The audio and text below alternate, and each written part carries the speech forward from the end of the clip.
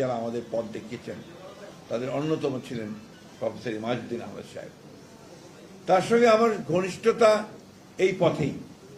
আমরা যখন ফ্যাসিবাদের বিরুদ্ধে লড়াই শুরু করেছি সেই সময় আমরা চেষ্টা করেছি সমস্ত শিক্ষিত মানুষদেরকে, বুদ্ধিজীবীদেরকে একখানে করে নিয়ে আসার জন্য, যেন তারা কথা বলেন। এবং সেটা প্রফেসর ইমাজউদ্দিন সাহেবের বাসাতেই হাই শিকদার সাহেব যেটা বললেন যে অনেকগুলো আমরা সভা করেছি। সেই সভায় আমরা সকলকে একত্রিত করে আমরা চেষ্টা করেছি বিভিন্ন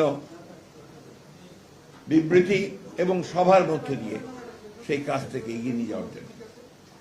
প্রফেসর ইমাজউদ্দিন সাহেব সত্যিকার অর্থেই একজন প্রকৃত গণতন্ত্র মানা মানুষ ছিলেন, লিবারেল ডেমোক্রেসির প্রবক্তা ছিলেন তিনি। একজন অসাধারণ রাষ্ট্রবিজ্ঞানী এবং একজন অসাধারণ দেশপ্রেমিক ছিলেন প্রফেসর ইমাজউদ্দিন আহমেদ সাহেব। আমরা যারা তার সংস্পর্শে এসেছিলাম আমরা কখনোই তাকে ভুলতে পারবো না। আমাদেরও এখন অনেক বয়স হয়ে গেছে। আমি কিছুদিন আগেই যেটা আমার মনে হলো যে প্রায় 6-7 বছর, 8 বছর না, কত বছর, 6 বছর হলো তিনি আমাদের কাছ থেকে চলে গেছেন। এবং আমরা যারা এখন প্রায় 80-র কাছাকাছি অথবা 80 অতিক্রম করছি, যেমন প্রফেসর আনোয়ারুল্লাহ চৌধুরী সাহেব করেছেন, আমরা খুব বেশি দিন আমরা কাজ করতে পারবো না বা এই পৃথিবীতে আমরা থাকবো না। কিন্তু আমরা একটা পৃথিবী দেখে যেতে চেয়েছিলাম যে একটা সুন্দর, একটা শান্তিপূর্ণ, একটা মানবিক একটা পৃথিবী। দুর্ভাগ্য আমাদের শেষ সময় আমরা আরো বেশি করে একটা অমানবিক পৃথিবী, একটা অশান্ত পৃথিবী, একটা অন্যায্য পৃথিবী আমরা দেখছি। আজকে গোটা বিশ্বের দিকে যদি আমরা তাকাই আমরা দেখব যে সেই অশান্তি ছাড়ার শান্তি কোথাও নেই। দেশের কথায় আসি, যে ইমাজউদ্দিন সাহেব যে দেশ দেখতে চেয়েছিলেন, আল্লাহর কাছে আল্লাহর অশেষ রহমত যে আমরা আমাদের সন্তানদের জীবনের বিনিময়ে, রক্তের বিনিময়ে আমরা 24শে জুলাই থেকে শুরু করে 5ই আগস্টের মধ্যে একটা রক্তাক্ত ছাত্রগণ অভ্যুত্থানের মধ্য দিয়ে সেই সুযোগটা আমরা পেয়েছি। সেই সুযোগের পরে আমরা সবাই মিলে যে স্বপ্ন দেখছি, যে চিন্তা করছি যে আমরা একটা সত্যিকার একটা গণতান্ত্রিক লিবারেল ডেমোক্রেটিক একটা দেশ আমরা গড়ে তুলব। আমরা চেষ্টা করছি, আপনারা সবাই জানেন যে আমাদের মাননীয় প্রধানমন্ত্রী যিনি চেষ্টা করছেন এইভাবে দেশের মানুষকে তার কাছাকাছি চলে গিয়ে, তাদের সঙ্গে গিয়ে তাদেরকে উজ্জীবিত করে, ঠিক তার পিতার মতোই, শহীদ প্রেসিডেন্ট জিয়া রহমান সাহেবের মতোই মানুষকে সংগঠিত করে দেশকে বিনির্মাণ করবার কাজ করছেন। এবং সেই জন্যই তিনি বারবার যে স্লোগান দিচ্ছেন, এসো আমরা একসাথে কাজ করি, একসাথে দেশ গড়ি, এবং সবার আগে বাংলাদেশ এই স্লোগান নিয়ে তিনি এগিয়ে চলেছেন। প্রফেসর ইমাজউদ্দিন আহমেদ সাহেবরা সেই মানুষ যারা নিজের জন্য কোনো কিছু চিন্তা করেনি। আমি যখন তার ইউনিভার্সিটির পেছনে ওটা কাটাবানে বাসায় যেতাম, দেখতাম যে কি সহজ সরল একটা জীবন, কি সাধারণ একটা জীবন, অথচ একটা অত্যন্ত উঁচু মনের একটা মানুষ। তার জীবনের সমস্ত দর্শন নিয়ে তিনি কাজ করেছেন এই দেশের মানুষের মুক্তির জন্য, এই দেশের কল্যাণের জন্য।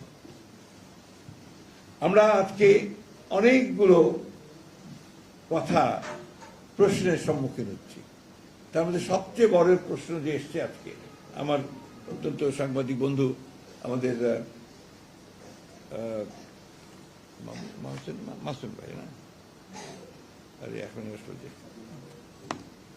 আমাদের সাংবাদিক বন্ধু আমাকে একটা চিট পাঠিয়েছেন যে আজকে আমার এই বিষয়েও কথা বলা উচিত, সেই জন্য আমি কথাগুলো বলছি। সুমন ভাই তো তিনি বলেছেন যে আজকে যে প্রশ্নগুলো এসছে, যে বিশেষ করে আমাদের বিরোধী দল থেকে বলা হচ্ছে জুলাই সনদ বাস্তবায়নের দাবি সংসদে আদায় না হলে রাজপথে ফায়সালা হবে। এই প্রশ্নটা আসলে আমার কাছে মনে হয় যে মানুষকে বিভ্রান্ত করার জন্য এই প্রশ্নগুলো তোলা হচ্ছে। জুলাই সনদ তো আমরা স্বাক্ষর করেছি একসাথে, যে সমস্ত দলগুলো আমরা আন্দোলন করেছি একসাথেই স্বাক্ষর করেছি, এবং জুলাই সনদে প্রতিটি অক্ষর আমরা বারবার করে বলছি যে আমরা এই বাস্তবায়িত করব। কারণটা হচ্ছে যে কথাগুলো বলা হয়েছে যে গণভোটের কথা, সেই গণভোটের একটা অংশ তো আমাদের সঙ্গে কোনো আলোচনাই হয়নি, যে যে কথাটা বলা হয়েছে। অর্থাৎ আমরা বারবার করে যে কথা বলতে চাচ্ছি যে আমরা এই যে উচ্চকক্ষে অনুপাতিক হারে ভোট অনুপাতিক হারে যে আপনার প্রতিনিধিত্ব হবে, সেই বিষয়টাতে আমরা কখনোই একমত হইনি। এবং সেখানেই তারা আমাদের সঙ্গে, আমি সেই সময় আপনার যদি মনে থাকে, আমি স্টেটমেন্ট দিয়েছিলাম আমি নিজে, যে জাতির সঙ্গে প্রতারণা করা হয়েছে। সেই রিফর্ম কমিশন তারা যে কথাগুলো সেদিন যেভাবে তারা নিয়ে এসছেন আমাদের কনসেন্ট ছাড়াই, সেই কনসেন্ট ছাড়া তারা নিয়ে এসছেন। এবং জুলাই সনদের বইটা যদি আপনারা পড়েন, আমার এখানে নাই, প্রতিটি জায়গায় বলা আছে যে দল তাদের ম্যানিফেস্টো অনুযায়ী যেভাবে আসছে, যে নির্বাচিত হবে, তারা তাদের ম্যানিফেস্টো অনুযায়ী সেইটাকে বাস্তবায়িত করবে। আমরা বারবারই এই কথা বলে এসেছি এবং আমরা উই আর কমিটেড। আমরা 31 দফাতে যেমন কমিটেড, ঠিক তেমনিভাবে আমরা কমিটেড হচ্ছি জুলাই সনদে। কিন্তু সেটা আমরা যেভাবে চেয়েছি সেইভাবে আমরা বলছি। এখানে সম্পূর্ণভাবে ভুল ব্যাখ্যা দেওয়া হচ্ছে যে আমরা জুলাই সনদ বাস্তবায়ন করতে চাই না। আমরা জুলাই সনদ বাস্তবায়ন প্রত্যেকটি অক্ষর আমরা পালন করব, এটা হচ্ছে আমাদের কমিটমেন্ট। আমরাই তো সংস্কার এনেছি। সংস্কারের কথা বলে, সংস্কার এই দেশে কারা এনেছে? বিএনপি এনেছে। একদলীয় শাসন ব্যবস্থা থেকে বহুদলীয় গণতন্ত্রের বিএনপি নিয়ে এসেছে। প্রেসিডেন্সিয়াল ফর্ম অফ গভর্নমেন্ট থেকে পার্লামেন্টারি ফর্ম অফ গভর্নমেন্টে বিএনপি নিয়ে এসেছে। আপনি তত্ত্বাবধায়ক সরকারের যে বিধান, সেই বিধানকে আমরাই পার্লামেন্টে সারা রাত কাজ করে আমরাই পাশ করেছি। আজকে তাই যখন এই সমস্ত কথাগুলো বলা হয়, তখন জনগণকে বিভ্রান্ত করার জন্যই বলা হয় বলে আমি মনে করি। এখন বিরোধী দল যারা আছেন তারা অনেকে বিভিন্ন রকম মুখরোচক কথা বলে আপনার জনগণকে আপনার উত্তেজিত করবার চেষ্টা করছেন। জনগণের চেয়ে ভালো তো আপনার আর কেউ বোঝে না।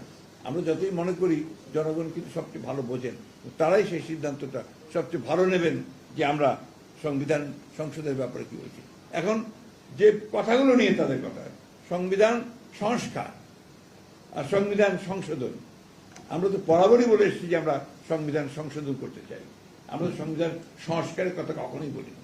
সুতরাং আমাদের যেটা জনগণ আমাদেরকে যে ভোট দিয়েছে, ম্যানিফেস্টোর মধ্যে যেটা ছিল, সেই ম্যানিফেস্টোতে আমরা 2/3 মেজরিটি নিয়ে বিএনপি আজকে রাষ্ট্র পরিচালনার দায়িত্ব পেয়েছে। সুতরাং ওই জায়গায় কোন রকমের কোনো আপনার বিভ্রান্তি কোনো অবকাশ আছে বলে আমি মনে করি না। জায়গায় এই কথাগুলো এই জন্য বললাম যে সাংবাদিকরা এটা চাচ্ছেন। আমি মনে করব যে বিরোধী দল শুধুমাত্র আপনার তাদের ক্ষমতায় যাওয়ার জন্য এই জুলাইকে তারা ব্যবহার করতে চায়। আমরা কিন্তু চাই না যে জুলাই শুধু ক্ষমতার যাওয়ার জন্য আরেকটা হাতিয়ারই পরিণত হোক। আমরা যেটা বারবার করে বলে আসছি, এই জুলাইয়ের আন্দোলন শুধু ওই জুলাই মাসেরই আন্দোলন নয়। জুলাইয়ের আন্দোলন কিন্তু আমরা দীর্ঘকাল ধরে ফ্যাসিবাদের বিরুদ্ধে দীর্ঘকাল ধরে প্রায় 18-19 বছর ধরে যে লড়াই হয়েছে, সেই লড়াইয়ের ফলশ্রুতি হচ্ছে আমাদের এই 24 জুলাইয়ের আন্দোলনের ফলশ্রুতিতে আমরা সেভাবে এসেছি। আমাদের এই বিএনপির সম্পর্কে অনেকে অনেক কথা বলে। বিএনপির 60 লক্ষ মানুষের বিরুদ্ধে মিথ্যা মামলা হয়েছে। বিএনপির প্রায় 1700 নেতা কর্মী গুম হয়ে গেছে। বিএনপির কয়েক হাজার মানুষ হত্যা হয়েছে এই ফ্যাসিবাদের বিরুদ্ধে লড়াই করতে গিয়ে। সুতরাং এই কথাগুলো বারবার করে আমাদেরকে বলতে হয় এই জন্যে যে অনেকে এটাকে একটা বিভ্রান্তির সৃষ্টি করতে যাচ্ছেন। প্রফেসর ইমাজউদ্দিন সাহেব আমাদের সঙ্গে কাজ করেছেন দীর্ঘদিন, এই জন্যে না যে বিএনপির কাছ থেকে তিনি কোনো কিছু পাবেন, কারণ বিএনপি তখন সরকারে ছিল না। বিএনপি তখন গণতন্ত্রের জন্য লড়াই করছে এখনো। প্রফেসর ইমাজউদ্দিন সাহেবকে আমরা এই জন্যই সবসময় মনে রাখার চেষ্টা করি। প্রফেসর ইমাজউদ্দিন সাহেব আমাদের সেই লতিফ মাসুম সাহেব অত্যন্ত সুন্দর করে কথাটা লিখেছেন যে আমাদের জন্য তিনি ছিলেন সেই বাতিঘর, যে বাতিঘরকে দেখে আমরা লিবারাল ডেমোক্রেসির দিকে যাওয়ার চেষ্টা করছি। সেই লিবারাল ডেমোক্রেসির পক্ষে আমরা যেতে চাই। আমি একটা কথা আমার প্রায় মনে হয় যে আমরা ওইখান থেকে সরে যেতে চাই কেন? ডেমোক্রেসি থাকতে আমাদের প্রবলেমটা কোথায়? আমরা ডেমোক্রেসি থাকি, বিভাজনের রাজনীতি না করি, আমরা সবাই মিলে যেমন দেশ 1971 সালে দেশ স্বাধীন করেছিলাম, যুদ্ধ করেছিলাম, আমরা স্বৈরাচার এরশাদের বিরুদ্ধে লড়াই, 24-এ আমরা ফ্যাসিবাদের বিরুদ্ধে চূড়ান্ত লড়াই লড়ে আমরা ফ্যাসিবাদ মুক্ত হয়েছি। একটা গণতান্ত্রিক পরিবেশ সৃষ্টি হয়েছে। সবাই মিলে আমরা এটাকে আজকে সেই জায়গায় নিয়ে যেতে পারি যেখানে আমাদের সেই লক্ষ্য রেখে আমরা পৌঁছতে পারব। সমস্যা এত সহজ নয়,